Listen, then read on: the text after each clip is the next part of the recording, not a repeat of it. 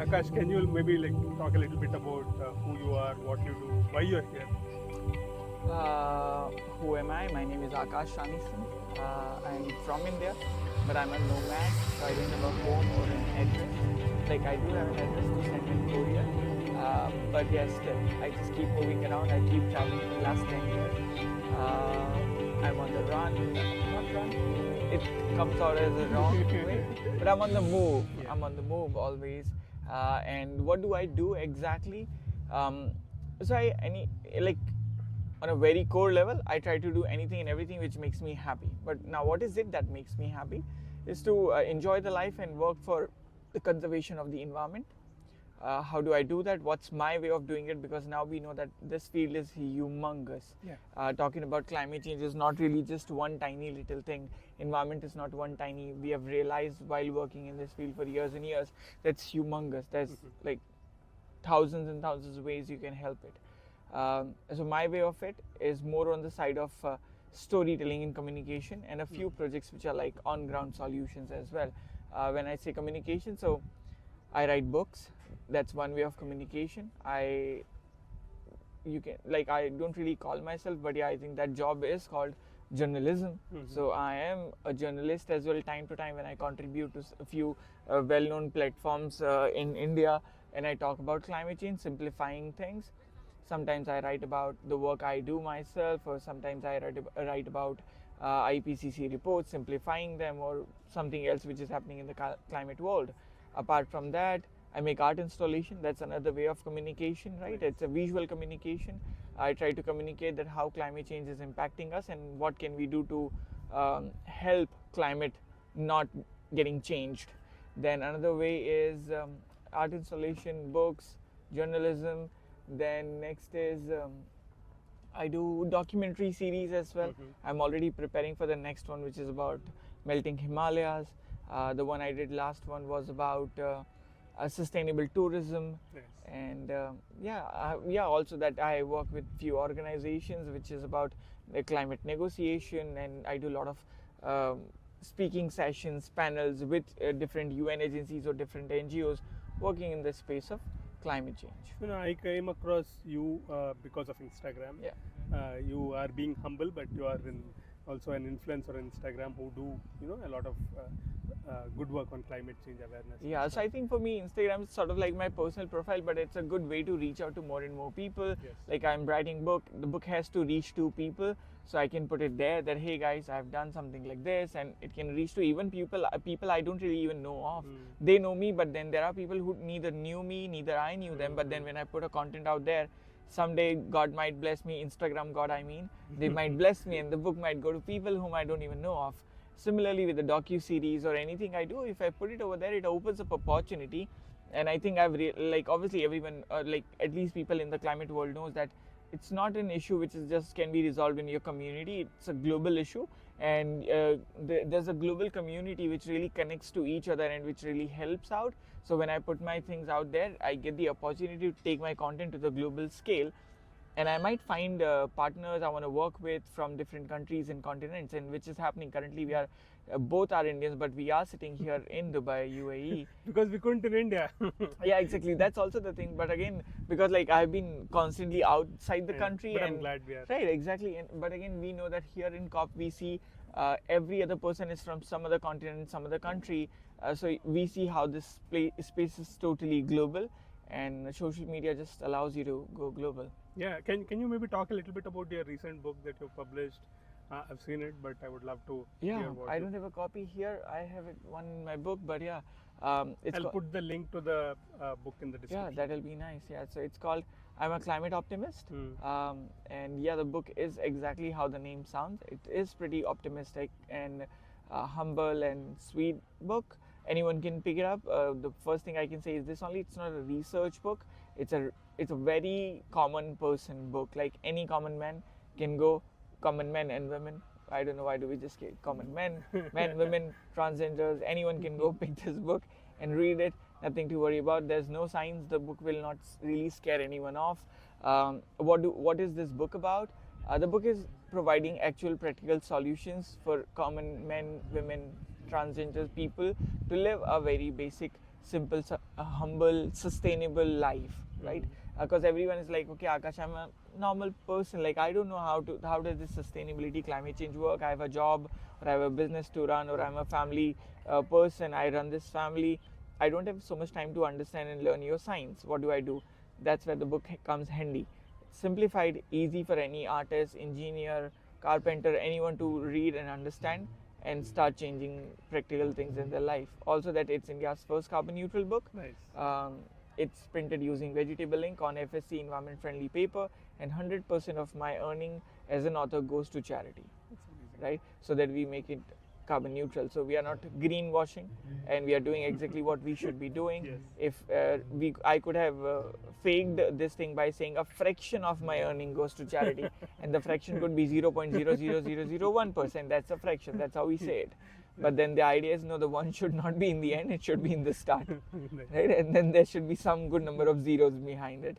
So yeah, that's how. How did you come about, from being Aakash who just was interested in environment to Aakash could write a book, take a movie, do these events with multilateral agencies? How did the journey happen? How did the journey happen? I think I was really bullied a lot in childhood, and that created a sense of insecurity in me, and also that nothing really gave me happiness because I was constantly bullied and I was not really good at anything. And then when this thing came to me that I love nature because I'm traveling and I see nature everywhere and I travel for nature. This is the first time I'm in Dubai. I'm not the Dubai person, not really the person who would go to places which are filled with like a lot of tech or a lot of architecture. Like, yes, architecture because there's art into it, but the architecture here in this city, we can say it's modern art or modern architecture, but not really my cup of a tea, right? Right before Dubai, I was in Rome, Italy. That's my thing, right? There's so much architecture over there, but then that's art. It's like 2,000 years old. There's history in it, there's story in it, and that's why I love it. But then I'm the person who would travel to places where I can find art, nature. The reason I was in Europe is this only. There's so much nature, right? There's so much art over there which we can explore. So yeah, the point here is that I travel for nature. While traveling, I fell in love with nature. Once you love something, you try to protect it. That's how journey started. Now, when it started, as I said, like I was bullied and did not have anything to feel good about. Now, when I love something, I started doing things into it. And when I achieved any even tiny little thing every day, it made me feel this feeling of fulfillment, and that got me addicted. That I want to keep doing it because when I do this, I feel fulfilled. So I want to do more of it. That's when the journey started, and I hitchhiked a lot while I traveled. I hitchhiked a lot, and when you hitchhike, and even like the way my life was, I'm a single parent child. My mom was to make 9,500 rupees a month, and we would live in a rented room and small tiny school and everything. So I already faced a lot of no's in life. So no doesn't really affect me, right? Like if you tell me that, okay, I'm proposing something and you say no, it's okay. I'm just gonna try again. If not with you, with someone else, I'll keep trying. So when I started doing something in the space of climate change, if it didn't work out, it didn't really put me back, right? I just kept on doing it, and once it was done, whatever I was trying to do, a podcast or a music thing or a video thing or a book thing or tiny little article on a big platform, even if it's a no, I get what in return from the people when I write an approaching email. I was okay with it, so I just kept on trying, and slowly after failing 100 times, one would work out. So now, like if I won 10 times, you can imagine how many times I would have tried to crack things, and I think that's how it worked out. And once I do thing to a level of 10, I would try, next time I want to do something on the level of 20. So when I started writing my own articles on my own blog, good. Then I say, okay, let's social media. Social media worked out good. I'm like, okay, should I approach an XYZ platform to write on it? They said yes. I'm like, cool. Then I say, should I do my own self-published book? It worked out well. I'm like, okay, cool. Let's get going. Should I do a little bigger book?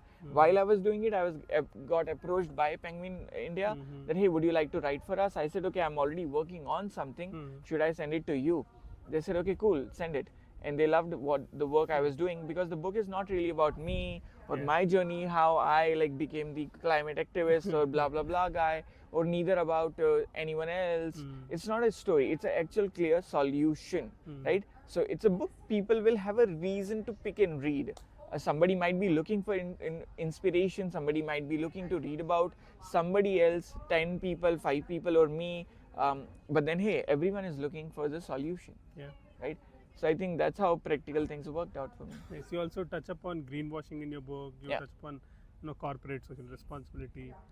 Can you maybe talk a little bit about that? Yeah, so indeed, the book really touches upon almost everything, whether it's about book is divided into chapters like food and beverage, transportation, beauty, plastic, or tourism, cosmetics, beliefs and choices. So the idea was this only, that I don't want to leave anything behind. And when I'm talking about these things, I do have to cover up a lot of things, including greenwashing, because see, that's what I said. Like, when I'm giving money to the charity, we Yeah. are not giving 1% or a fraction of it, but really good enough that we can really make it carbon neutral. Yeah. If I really want to come to COP, or even if I just want to, let's say, market my book, I can just say 1%. And people won't really point at me. People won't say, hey, you did something wrong. They won't even say that, hey, you're greenwashing. I'm already a climate activist. My book is on climate change. I put in the effort to write a good thing. They will still appreciate me, right? But the idea is to talk about these things and really set a good example. And in the book, I do aware people that, okay, once you go out, because I'm from asking people to go and be sustainable, buy from sustainable brands. This is what will happen. They'll step out, go to a store or an online website, and they will see that, okay, 99% vegan, right? I'm like, what is 99% vegan? I'm like, hey, the whole product was made, almost the 99% was vegan. In the end, we put 3 drops of blood in it, and it's 99%. I'm like, how do you make 99% vegan? Either you're vegan, either you're not vegan. I'm like, hey, boy, look, like, if I really talk about India, it's like, these are the people who do not eat non-veg on Somvar, Monday, because, hey, so it's Monday, we don't eat non-veg. I'm like, hey, you are a non-vegetarian, don't. No, if somebody forces me, then I'm ready to eat, otherwise I don't eat. No, the day I drink, so the time I drink, then only I eat. No, we only eat outside the home. I'm like, hey, come on. These things doesn't really make sense. You're doing it, right? So yeah, the book tackles a lot of such issues where we try to simplify things for people, that, okay, there will be chances when you step out and try to do something sustainable. People will try to fool you and make you take calls which are not really sustainable, right? So yeah, and many more other things. I mean, and even like in the book, there are 45 people who are very well known in the country, including, let's say, Dia Mirza has written with me in the book. Piyush Pandey, he's a big name. People in the industry really know him, respect him, love him. They know their work, but people out there who are not really part of industry, they know his work, just don't know who's the artist or who's the brain behind. It's like a big guy, and who better than him talking about greenwashing? Advertising and marketing industry, that's what happened. A brand creates any random product. They come to a marketing and a creative agency asking that, hey, we have created a product, we want to sell it. What is the way we want to sell it? We want to call it sustainable. How do we do it? Find us the right keyword, right color tone, right face to represent our brand, a brand ambassador, good tagline, and all these fancy good music which makes people feel that I'm sustainable. And creative agency just does it, and then we consumers, who are literally fools, we just get fooled by these brands to buying their product which are not even sustainable, like close to sustainable. Now, coming back to where we are and what you're doing here, I mean, what are you doing here in the COP? Like yesterday, I came with you for the movie where you're taking pictures. Amazing movie. What exactly are you doing here in the COP, and how can more young people get involved in these negotiations, solutions? So what am I doing here in COP28 in Dubai, UAE, and how can other people do it? What am I doing first to answer? So I work with different organizations. Those organizations are here, and these are different UN agencies as well at time. And I do speak right before, as I said before, Dubai. I was in Rome, as in like Europe, and in Europe I was in Paris as well, where I work with Paris Peace Forum. I do sessions with them, whether I'm speaking, whether I'm moderating. Different things happen in different countries. And similarly, I'm here to speak in a few events. Those are related to some way or the other way climate change. Either it's about the book I've done, it's about the book the other works I do in the space climate change. And yeah, so moderation and speaker. Another one is that I am really like friends with majority of the people, like youngsters who work in this space, and I really love all of them because I really love their work. They are very good friends of mine. If I really believe that I can make a city where all of my friend lives, oh my God, imagining that, it's an amazing thing. So this is that city. Like, I didn't create it. I didn't know that this, like, so many of my friends will turn up. I knew many of them will come, but this place is filled with my friends whom I really love, I get inspired by, and who does really, really amazing work. And a lot of time we collaborate together, we are doing things together. So I think it's a space where like-minded people meet, learn from each other, get inspired. There hardly, like, I find people we have, like, who don't really like each other. It's mostly like we get inspired from each other. Yeah. There's not really competition happening. It's more like even yesterday, the one you're talking about, the movie, I have nothing to do with the movie, right? The only thing I have to do with the movie is it's my friend's movie. Yeah. She's in it, right? Yeah. And I just want to push it because it's the same message which I'm pushing from my end as well. Yeah. And if it's something you are pushing, the same message, I would love to push you as well, because eventually I don't want to be like, okay, I am the one who solved climate change. The point is, we need to solve climate change, right? It's not who does it. It's about, let's do it. And again, nobody can do it. Like, I alone will never be able to do it. You alone can't do it. Nobody can do it. It's about everyone did it. Everyone has a same stake in the problem and in the solution as well. Even the day when we solve it, I know that we won't really leave behind leaders as well, right? Yes, today we stand against them many a times, and we really caution them, and we really push them, and sometimes we bash them as well. Yeah. Right? And that's important as well. I totally agree to that. But again, the day we really win the fight, I know we will be thanking the leaders as well, right? Yeah. So this is a space where we come together. We sometimes fight, but we most of the time stand together. And this is the space where you How grow. can, there are a lot more young people from, from different backgrounds, right, who are not well represented. How can they, aspire to come here? What can they, how can they come here, and what can they do? So see, the journey to get to the COP starts from the grassroots work you do, right? The work should speak. Yeah. Like, a lot of time what happens, I just want to clarify this as well, that to get to the COP, it's all about your groundwork. If you have a groundwork, getting here, it's extremely easy, I tell you, because there are organizations sitting out there looking for these people, Yeah. right? But nowadays, what happens most of the time when it comes to working in this space of climate change, for people, it's about going to social media, right? Get to the social media and let's talk. Let's talk about, okay, why not to use plastic, or and again, also see, it's groundwork, not in just terms of, okay, in reality, your idea, how the groundwork, your idea multiplied with your groundwork can go skyrocketing, right? Just going out and picking plastic won't really solve the problem, because it's not about picking the plastic, right? It's about how can you really you can do something creative which creates a movement, changing the lifestyle of people who won't repeat it. Yeah. It's like, every day I come here, clean these leaves, but then every day again there are more leaves on the ground, right?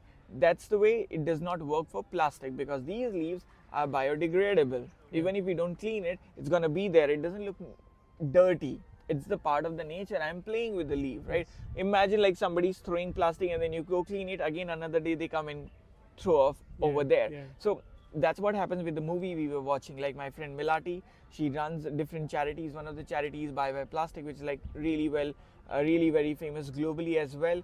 That's what they did. They created a movement, not only by going and cleaning the beaches, right, every day, but they really educated people. They came up with creative programs which can really influence people to change their life. Yeah. And that multiplication of good idea, innovative idea, creative idea, intoed by the effort you put in on ground, is equals to success. Yeah. And then people want to pick you up. Yeah. Right? That's what is important. In India, mostly a lot of time what I see, and I'm saying India because I've lived over there, I have seen that example. place, right? And I don't know about other countries, so I better should not comment on them, Yes. right? But in India, what's happening? A lot of people are working on ground, but then there's no idea. There's just hard work. Yeah. But hard work won't really take you there. Then there are people who are just social media, that okay, there's zero hard work, zero creativity. It's all about reporting, and reporting also to a level when there's no experience, there's no expertise. Like, for example, you're also doing the reporting, right? but there's so much of experience, so much of learning you have put in. You have a partner with you as well who works in the same space, and then the reporting you bring out is really credible.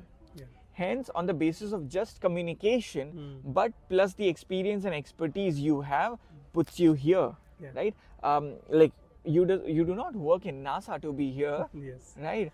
Or ISRO, let's call it Indian, or again, let's say, for example, CEW, right? Or such an organization, or you don't work in environment ministry, still you're here, Yeah. right?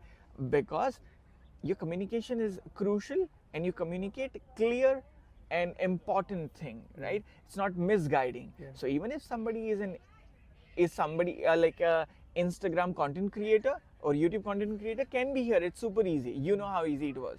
You just have to apply, put your work over there. They're gonna review it. If they like it, they'll call you here, right? You didn't need to beg to any organization, please call me or anything, right? You did it on your own. But the point here is the work you do, right? That's what I feel, that the work is really shallow out there. Anybody who does good work, they just land up here automatically. There are so many, if people don't want to come here by themselves like we have come, they can reach out to you. Sir, I do good work. I do on Instagram. This is where I put out my content. I would love to join you, and I can do a few content pieces of Suno India on my Instagram as well. I'll be with you. I can assist you. That's it. You'll be way more than happy that, yeah, join my team. Come with me. So I think it's easy to come, but it's not easy to work. The work before coming here, that's the difficult The part. one that you don't see. Yes, that's not visible, right? Because obviously you don't sit and do a podcast on yourself. That what do you do to get this podcast out, right? Yes. Somebody should do a podcast on Suno India, which should be Suno India to Suno India, right? So that people get to Suno India, that okay, the work you guys do and why you're credible enough to get to this place, because you just even have the right knowledge to apply and to get through it and be here. Yes. I mean, I was also thinking mainly from young people perspective. I've been seeing here how there is so much of collaboration that happens, which you don't necessarily see elsewhere. Especially, I mean, when I say elsewhere, I mean in age groups, or young people collaborate really well. I've been seeing people like the movie that we saw yesterday. What's the title? Bigger Than Us. Bigger Than Us, sorry. Bigger Than Us. It was also about collaborations, right? About how young people collaborate. Yeah, so these are 4 different people who came together. These 4 people worked together to create the documentary, and then in the documentary they featured 7 different people from different countries and different problems they are working to solve. Yeah, so that's what I was thinking. It's so lovely to see, that COP is becoming a place for collaboration of young people to take this message of climate change forward. So are you also working on any collaborations that you would like to talk about? Indeed. So there are many collaborations we have, as in when I say we, so all these other people who are working with me, even I and Melati, we are working in some idea. I don't want to name it out yet, that's okay. right? But then there's another friend of mine, Hina Hundal. She is currently studying in Howard University in medical college. But she also works in the space of climate change. She was here in COP, but then she has a lot of work and things to do back in her hospital / college university. She had to fly back. She flew back. She had to fly back. Sorry. But then she's somebody who's working with me on a book, another book which I'm working on. That's a collaboration which is working on the way. Then there's another friend from India itself. She and we are working on a project related to plantation and security of plants and safeguarding them and saving forests, and also about giving an individual identity to plants to combat the double counting of carbon credits, right? Many problems like that. So those are happening, and many other projects are there in pipeline, which are with some of the other friends, because I really love doing things with my friends. And people who, when I say friends, these are people who are doing amazing work. I love their work, and I said, hey, you are my friend from today onwards. I call you friend because you do amazing work. I want to be around you, learn from you, and do things together. So that's amazing. Anything else you would like to add? You know, No, I think I'm okay. If you have anything you feel like which can add value, I'm more than happy to share. no, it's really good. I mean, you are an inspiration. I've been following your work, and you know, even before we started talking about the release of your book, I've been seeing you on Instagram, and you know, it's such an inspiration because I see a lot of you know creators come on Instagram, young creators, but like you said, you know, you need to back it with what you do on ground. That is where a lot of lacking happens, and that is something you are really amazing at. Yeah. I think it's a really great you know story to tell to people about how you know that unless you have solid backing of doing you know good environment awareness work on ground, just being on social media and talking about it is not really going to add value to you. Yeah, see, that's just a Instagram channel. Like, what if tomorrow there's no Instagram? Yeah. I'm not worried about it. Even if I'm sitting here and I go back to my phone and I realize Instagram is dead, like TikTok, I'm like, okay, my book is still out there. Yes. I still have my book in with me around the globe, being published. My art installation are still standing tall over there. I still have my documentaries out there, and I'm still gonna shoot what I do. Right? It's just another platform. I'll be up there. That hey, COP happening here. I'll still be at COP. Suddenly, I won't be like digital character, and I won't be gone or uninstalled from the COP virtual COP. If it's happening and my system gets deleted, obviously my virtual character from the COP will vanish suddenly, right? But I think all of these things are happening in reality. If I'm not sure, I can pinch myself, right? That yeah, this is happening in reality. Thank you very much. Thank you so much for having me on board. Thank you. Thank you, Akash.